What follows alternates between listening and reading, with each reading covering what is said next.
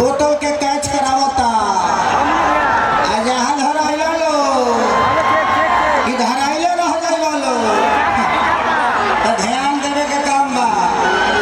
आज आप लोगों की देखिए सबसे बड़ी चीज कि अगर हम कुछ गलत करते हैं ना तो हम अपने राज्य के, अपने मिट्टी को, अपने लोगों को साथ गलत करते हैं। आज प्रशासन इतना लगा हुआ है आप सबकी सुरक्षा के लिए लगा है। अगर हम कुछ गलत करेंगे तो ये प्रशासन का, ये समाज का अनादर होगा। नहीं क्या सुना ए भाई बोलो कि सुनात नहीं बबका कहीं हो तनी है सौंदवन में बढ़ा दो, है सौंदवन हाई में बढ़ल बा तो जौन ऊंचा बा में बढ़ावा, जौन ऊंच बा तनी नहीं के सुनाते से बोतल फेंकत ना हो।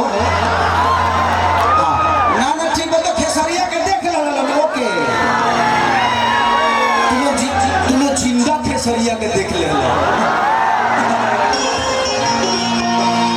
और दिया कह दिया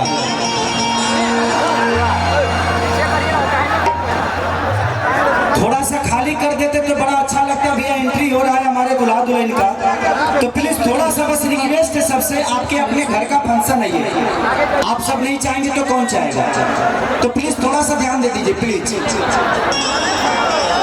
एग्जैक्टली जो पाथवे है उसको थोड़ा सा खाली कर दीजिए ताकि दूल्हा दुल्हन की एंट्री हो जाए। क्योंकि दुल्हा दुल्हन के लिए कोई गाना बना हुआ है उनके एंट्री के लिए, तो एक गाना बजेगा तो आप